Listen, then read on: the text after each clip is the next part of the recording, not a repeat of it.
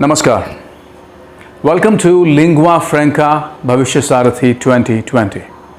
My name is Amit Kumar Sharma Marwal. मैंने अपना पहला लेसन तैयार किया था 60 प्लस ग्रामेटिकल एरर्स, जो 75 एरर्स के ऊपर बेस्ड था। उसके बाद मैंने एक और लेसन तैयार किया वर्ब फॉर्म्स के ऊपर। दोनों ही अटैम्प्ट्स को जो मैंने ये कोशिश की आप सबके लिए, आपका भरपूर प्यार मिला और आपका इनकरेजमेंट मिलता रहा। और उसी स्ट्रेंथ के साथ में आज मैं एक और लेसन तैयार करने जा रहा हूँ, एक और वीडियो लेसन मैं तैयार कर रहा हूँ, जो एक ऐसी टॉपिक के ऊपर तैयार कर रहा हूँ जो यकीनन आपको बहुत अच्छा लगेगा। और वो टॉपिक क्या होगा उसको मैं एक स्टोरी के माध्यम से आपको बताना चाहूँगा।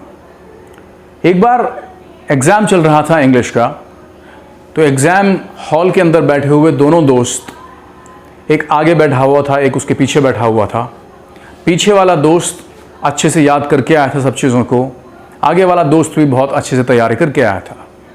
लेकिन पीछे वाला दोस्त किसी सवाल को आंसर करते हुए सब कुछ भूल गया, और सवाल था 6 नंबर का, 6 मार्क्स क्वेश्चन।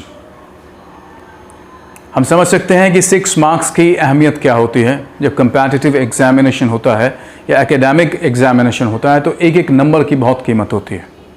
एक नंबर के ऊपर हम compete करते हैं। तो वो compete करने को तैयार था, लेकिन भूल गया था कर क्या सकता था।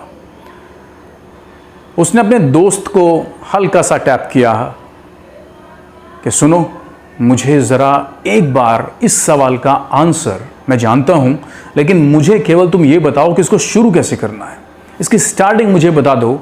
और अगर तुम मुझे स्टार्टिंग बता दोगे तो मैं सारा जितना भी मैं भूल गया हूँ उसको रिकलेक्ट कर लूँगा, उसको मैं याद कर लूँगा, उसको मैं अपनी स्मृतियों में वापस ले आऊँगा।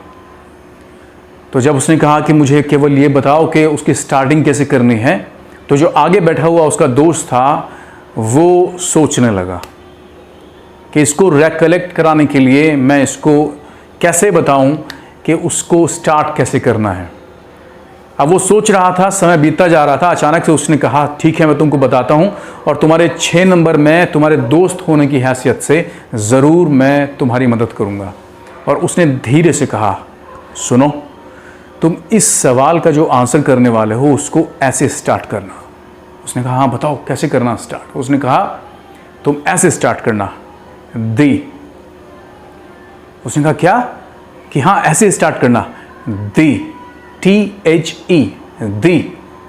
उसने कहा क्या? उसने कहा हाँ ऐसे ही स्टार्ट करना। हम सभी जानते हैं कि हमें THE, दी से कितना प्यार है, कितना लगाव है, कितना स्नेह है। हम किसी भी सवाल के आंसर को, जब इंग्लिश में की बात होती है, जब हम किसी सवाल के आंसर को लिखते हैं, क्वेश्चन के आंसर को हम लिखते हैं, तो हम सोचते हैं कि सारे सेंटेंसेस को उनके बीच में, उनकी शुरुआत में, उनके अंत तक में हम दी का इस्तेमाल कर सकते हैं। और ये दी आज तक हमारा पीछा नहीं छोड़ पाया है, आज तक हमें सम्मोहित करते हुए है, ये हिप्नोटाइज करता है हमको। और इतना हिप्नोटिक है कि आज भी ये हमें अपनी तरफ एक टेम्पटेशन देता है, एक टेंटलाइज करता है, हमको ललचाता है कि आओ और मेरा यूज़ करो। लेकिन इसका यूज़ करें तो करें कहाँ? केवल यही नहीं है, इसके साथ में 2 और भी हैं। तो जैसा मैंने कहा पहले कि इसकी अहमियत बहुत ज़्यादा है, लगते बहुत छोटे हैं लेकिन इनकी अहमियत बहुत ज़्यादा है। तो आज का जो मेरा वीडियो लेसन होने जा रहा है वो इम्पॉर्टेंट आर्टिकल्स के ऊपर होने जा रहा है। आर्टिकल्स यानी कि 3 आर्टिकल्स के ऊपर हम बात करने वाले हैं, THE, दी, अ और N। तो आइए तैयार हो जाइए और चलिए मेरे साथ में इस यात्रा पर चलते हैं और जानते हैं इन सब की महिमा को, कि इनका ग्लोरिफिकेशन कितना है, कितना ग्लोरीफाई इनको हम कर सकते हैं, और इनकी कितनी अहमियत है हमारी लाइफ में, कंपैटिटिव एग्ज़ाम में, इंग्लिश में कोई भी चीज़ लिखते हुए, कोई भी आंसर लिखते हुए, कोई कॉम्पोजिशन लिखते हुए, किसी भी सवाल का आंसर करते हुए, ये कितने ज़रूरी हैं। तो आइए चलिए और चलते हैं इन तीनों की महिमा को जानने के लिए we are going to delve deeper to get some pearls of wisdom. Stay tuned, don't go away. I'll be right back. Thank you. Welcome back. तो आइए जानते हैं आर्टिकल्स क्या होते हैं और आर्टिकल्स ग्रामर में कहाँ रखे जाते हैं। Basically an article is an adjective. Article एक एडजेक्टिव तरह होता है। एडजेक्टिव क्या होता है? एडजेक्टिव वो पार्ट ऑफ स्पीच है जो किसी नाउन के बारे में हमको और जानकारी देती है, उसको मॉडिफाई करती है। For example, she is a beautiful girl. She is a beautiful girl. Beautiful किसके बारे में बता रहा है? ब्यूटिफुल बता रहा है लड़की के बारे में। She is a beautiful girl. It means girl एक नाउन है और ब्यूटिफुल एक एडजेक्टिव है। ठीक इसी तरह से, बिल्कुल एडजेक्टिव तरह से आप इसको देखें, articles modify nouns. Articles nouns के बारे में और जानकारी देते हैं, वो नाउन को और ज्यादा सीमित करते हैं, उसके बारे में बताते हैं। क्या बताते हैं? और English has two articles, a, an and the. तो आइए और जानकारी इसके बारे में लेते हैं कि articles a, an and the ये होते क्या हैं। एक पहली श्रेणी रखी गई है अ और एन की, और एक और कैटेगरी हमारे पास में है दी। जो अ और एन है उसका नॉन स्पेसिफिक एलिमेंट हमने लिया है, हम उसको नॉन स्पेसिफिक कहते हैं। अभी नॉन स्पेसिफिक क्या है? नॉन स्पेसिफिक का मतलब है किसी पर्टिकुलर चीज के बारे में ये बात नहीं करते हैं, किसी पर्टिकुलर विशेष चीज के बारे में बात नहीं करते हैं, उसके बारे में विशेष जानकारी हमको नहीं देते हैं। जैसे अगर मैं नीचे लिखा हुआ एक सेंटेंस यहां पर पढ़ूं, let's read a book. Let's read a book. Let's read a book. कोई भी किताब मुझे पढ़नी है, मैंने किसी खास किताब के बारे में बात नहीं की है। Let's read a book. आओ एक किताब पढ़ें। कौन सी किताब पढ़नी है? मुझे केवल पढ़ने से मतलब है। कौन सी किताब मुझे पढ़नी है, मेरा इससे कोई मतलब नहीं है। तो मुझे पढ़ने से मतलब है, ना कि किसी किताब विशेष से। अ particular book is not important. तो यहां पर ये इसका फंक्शन अगर हम देखें, नॉन स्पेसिफिक अ और एन हम देखते हैं।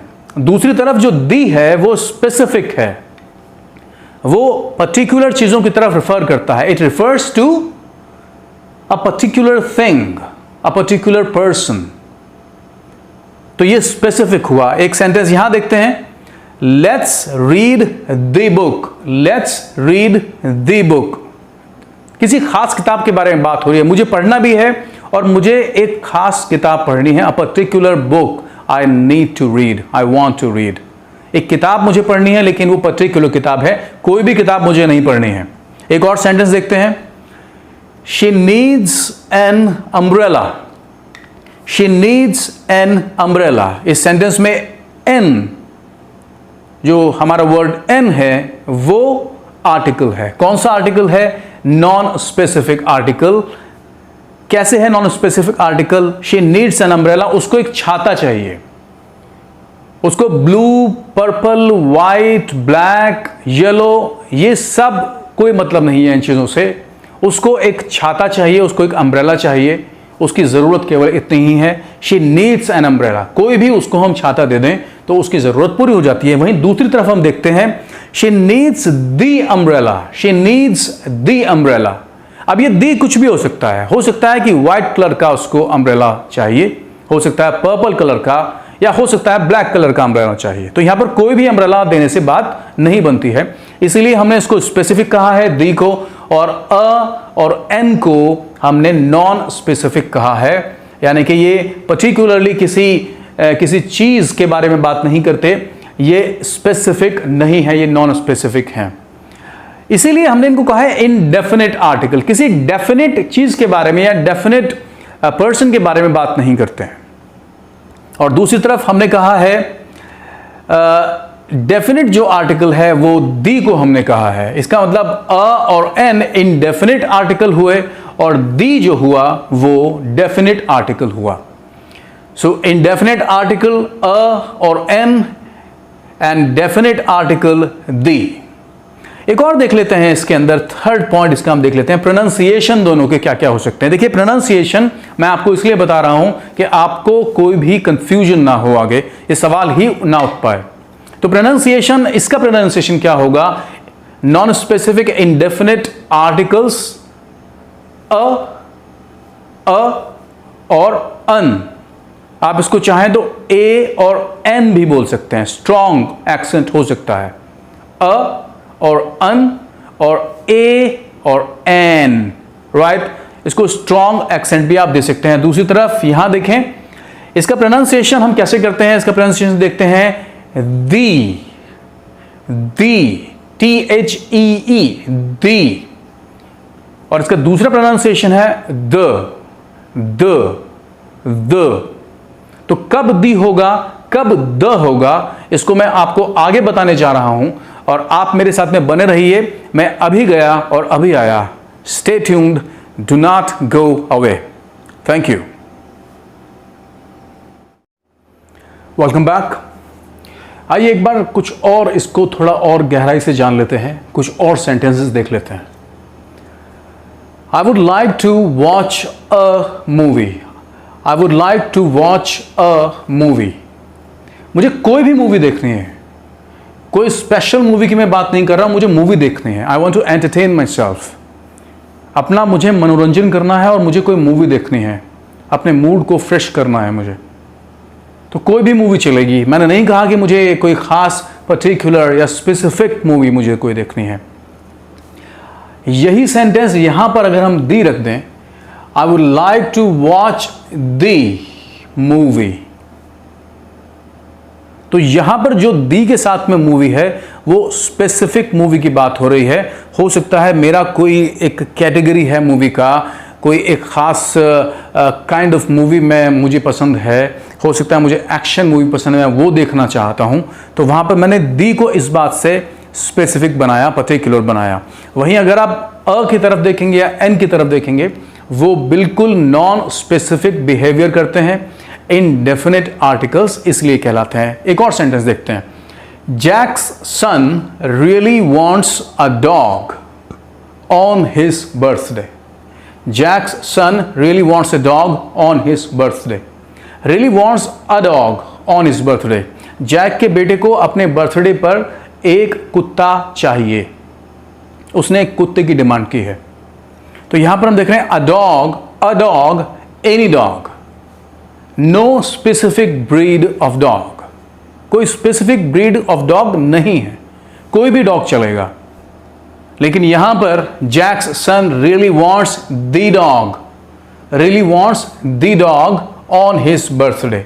यहीं पर दी अगर हम लगा दें तो किसी खास ब्रीड की बात हो रही है, स्पेसिफिक ब्रीड की बात चल रही है। इसलिए इसको हमने कहा, दी को हमने कहा कि ये स्पेसिफिक है, और अ और एन को हमने कहा ये नॉन स्पेसिफिक, ये पर्टिकुलर चीज के बारे में बात नहीं करते। एक और सेंटेंस देखते हैं, call a doctor. Call a doctor.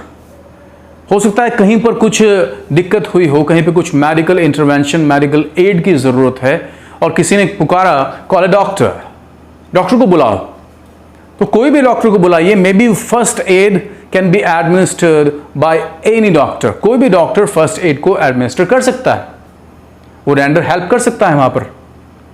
तो यहां पर हम देख रहे हैं अ डॉक्टर, कोई भी डॉक्टर यहां पर चलेगा। लेकिन अगर हम इस तरफ देखें, call the doctor, call the doctor का मतलब हुआ स्पेसिफिक उस डिजीज के डॉक्टर की ही डिमांड वहां की गई है, कोई और डॉक्टर वहां पर सफल नहीं होगा।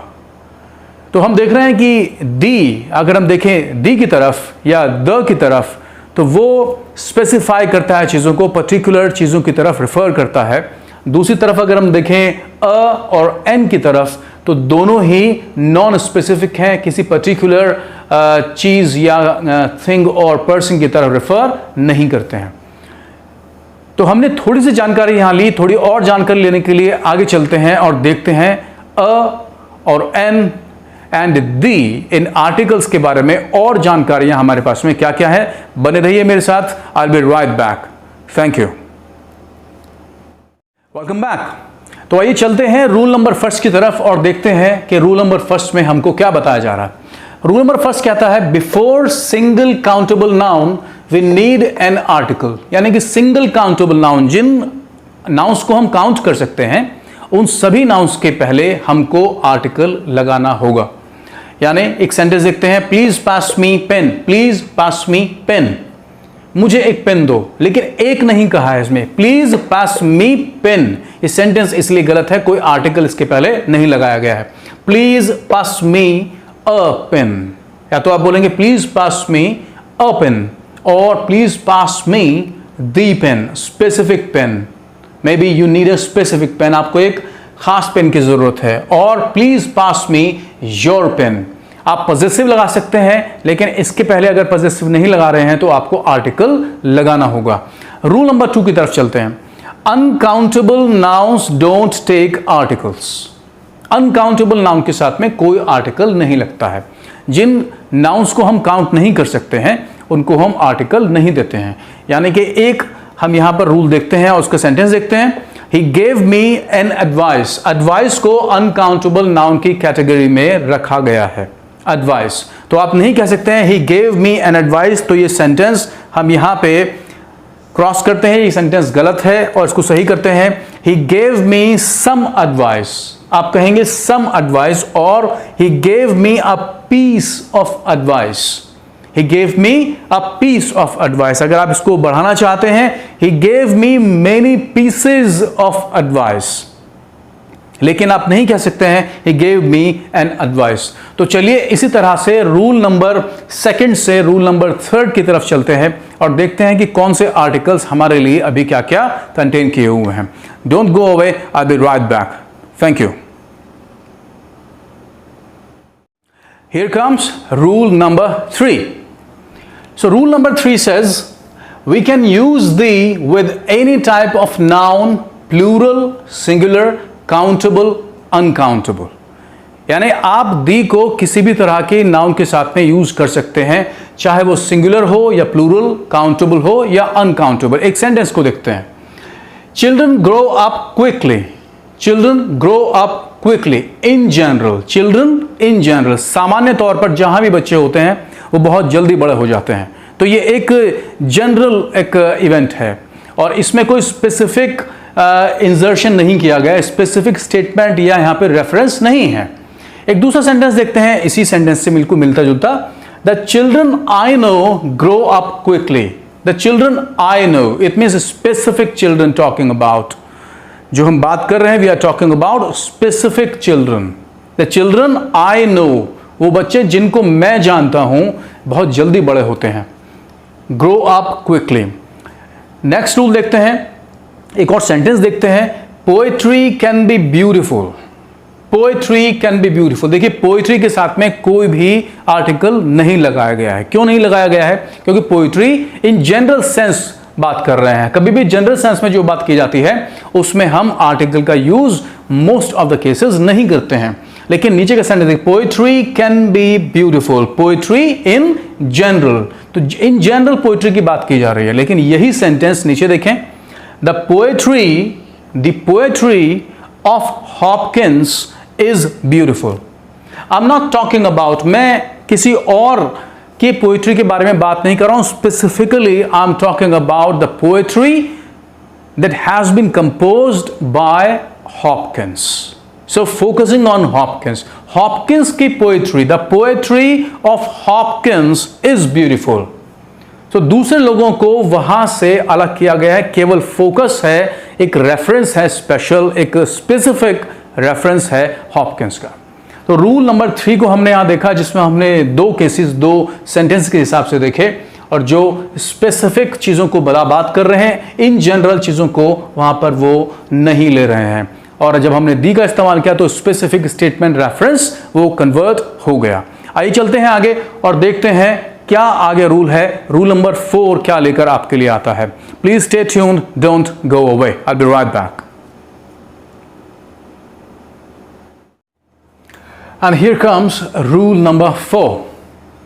Rule number 4 says the is used with, यहाँ पर मैं एक बात बताना चाहूँगा कि रूल नंबर 4 के अंडर में रूल नंबर 4 जो इंक्लूड करता है अलग अलग पॉइंट्स को, मैं उनको अलग अलग पॉइंट्स भी ले सकता था। यानी कि रूल नंबर 4 में मैं केवल ले सकता था कि मैंने लिखा है नीचे रिवर्स, जितने भी रिवर्स हैं उनसे पहले आर्टिकल दी लगता है। तो मैं इसको रूल नंबर 5 भी कर सकता था, लेकिन मैंने रूल नंबर 4 में ही इन सब चीज़ों को लिया है और मैं आगे भी ऐसे ही करने जा रहा हूँ। रूल नंबर 4 के नीचे बहुत सारे पॉइंट्स आने वाले हैं, आइए चलते हैं। रिवर्स के साथ में हमेशा दी लगता है, दी ब्रह्मपुत्र, दी गंगा, दी गोदावरी। माउंटेन रेंजेस के साथ में भी हम आर्टिकल दी का इस्तेमाल करते हैं। दी हिमालयाज, दी एल्प्स, दी एंडीज, तो ये जितने भी दी रॉकीज, ये जितने भी माउंटेन रेंजेस हैं उनके साथ में हम दी का इस्तेमाल करते हैं। सीज के साथ में और ओशंस के साथ में भी दी का इस्तेमाल होता है। The Pacific Ocean and the Caspian Sea, the Dead Sea. Geographic areas, जो ज्योग्राफिक एरियाज हैं जैसे द मिडल ईस्ट, एक मैंने इसको मैं और कहीं भी ले सकता था, इसको मैं एक ही पॉइंट के नीचे भी ले सकता था, लेकिन मैंने ज्योग्राफिकल एरियाज लिखा। कोई भी ज्योग्राफिकल एरिया है अगर, तो दुनिया में सारे ही जगह पर ज्योग्राफिकल एरिया है, लेकिन द मिडल ईस्ट क्या है उसके बारे में हम आगे भी बात करेंगे, आगे भी ये पॉइंट आएगा। The middle east, it means middle east is not something that it is a country. Middle east में बहुत सारे कंट्रीज आते हैं, सो उस एरिया को, ज्योग्राफिकल एरिया को जिसमें बहुत सारे कंट्रीज आते हैं, उसको मिडल ईस्ट कहा जाता है। जैसे अगर हम बोलें दी गल्फ, जो गल्फ है, गल्फ में बहुत सारे कंट्री आते हैं, तो अगर हम बोलें कि वहां पर केवल एक कंट्री आता है, ऐसा नहीं है, किसी कंट्री का नाम मिडल ईस्ट नहीं है। यूनिक थिंग्स के साथ में हम हमेशा दी का इस्तेमाल करते हैं। दी सन जो यूनिक है, एक है दुनिया में, सिंगुलर है। दी मून, दी सैटर्न, यूनिक है ये, इनके जैसा दूसरा नहीं है, पियरलेस है, मैचलेस है, ये सेकंड टू नन है, इनके जैसा दूसरा कोई नहीं है। तो हमने रूल नंबर 4 में देखा कि हमारे पास में 4 पॉइंट्स हैं, और आगे चलते हैं रूल नंबर, आगे हमारे पास में कौन सा रूल है और क्या हमें आगे मिलने वाला है, देखते हैं। Stay tuned, do not go away, I be right back. Thank you.